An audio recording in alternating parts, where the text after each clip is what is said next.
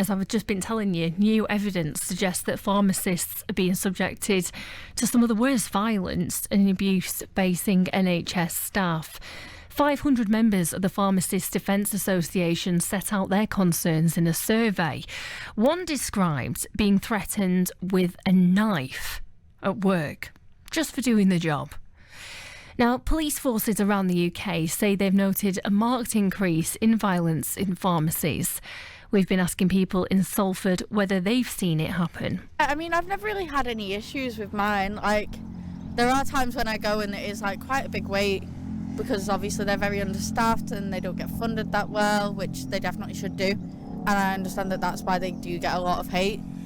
But I think people need to realise that they're only doing their jobs. I've seen people getting a bit frustrated when they get, they're having to wait. But it's the time we're in now, I think it's over the last 2 years. People have got frustrated and not been able to manage things the way, and accept the things the way they are. Occasionally I've seen it happen in there, and I can see both sides of the story.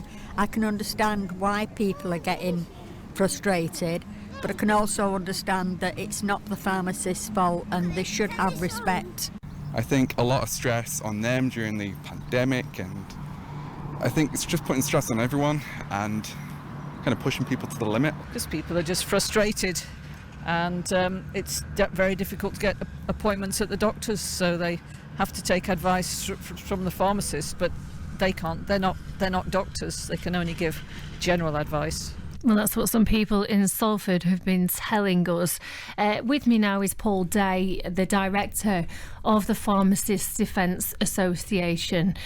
Paul, hello. Good morning. This is quite alarming to say that this is happening, worse violence and abuse facing staff on the coalface. Yeah, absolutely. So we represent employed and locum pharmacists across the UK. This is an issue we've campaigned about for a number of years, but it seems to be getting worse, not better. And there is a spectrum from rudeness to serious physical assault, and we're getting more instances and moving along that spectrum, and it's a really, really serious concern for our members. We heard people in Salford there saying, I can see it on both sides, that people feel frustrated, but it comes down to respect, doesn't it? Yeah, there are not two sides to being abusive or threatening or racially prejudiced against people. People are the perpetrators, the aggressors are at fault. There is no excuse.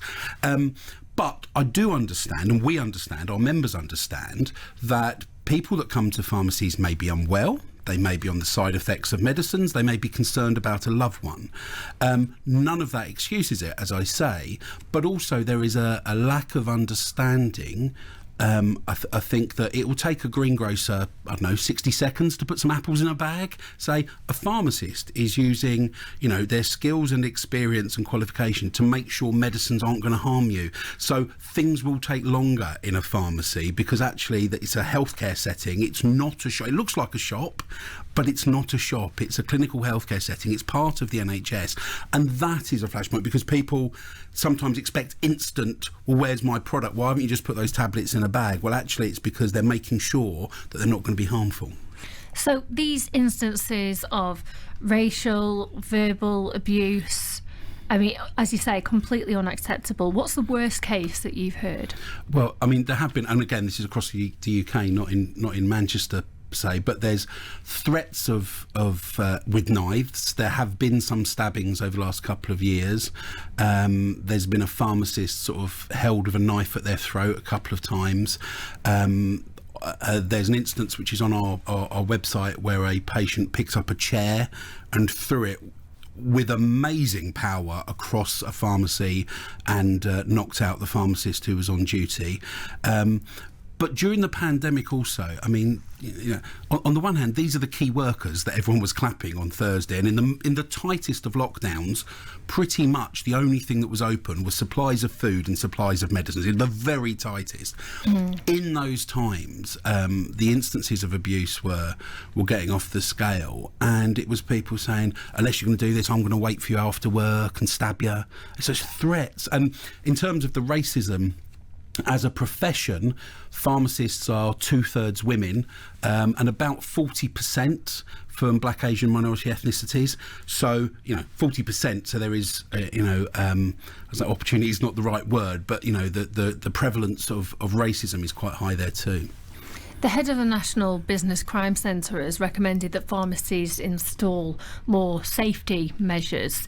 Is this something that could be put into place, more security?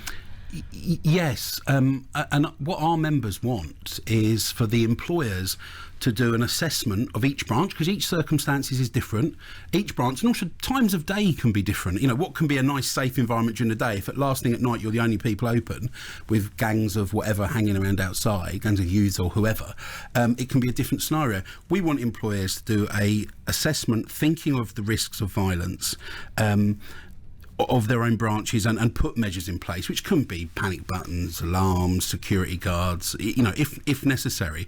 But more than that, we want all employers to formally adopt a policy of zero tolerance, because what we also find, in the cases of serious assault, the police will be called and there'll be ramifications. But on that spectrum, often there'll be violence, there'll be threats, there'll be abuse, and there is no consequences for the aggressor, because employers don't act upon it. And what we are saying to those employers is, if there's any instance where one of your employees, or if they're a locum, someone you've engaged, is subject to being like a temp in sort of plain English, who are self-employed but sort of fill in the gaps where there aren't employed pharmacists available.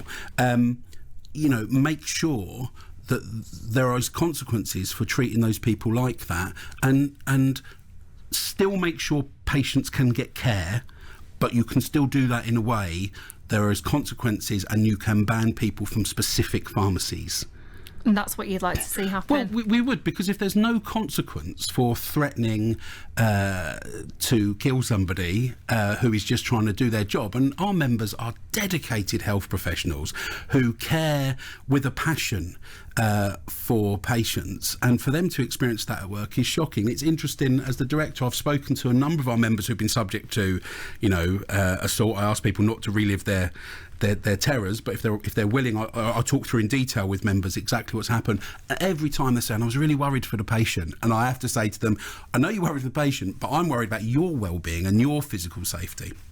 We did another survey recently. We do an annual survey on safety, and the most recent one says only 20% of pharmacists feel safe all the time at work, physically. Wow.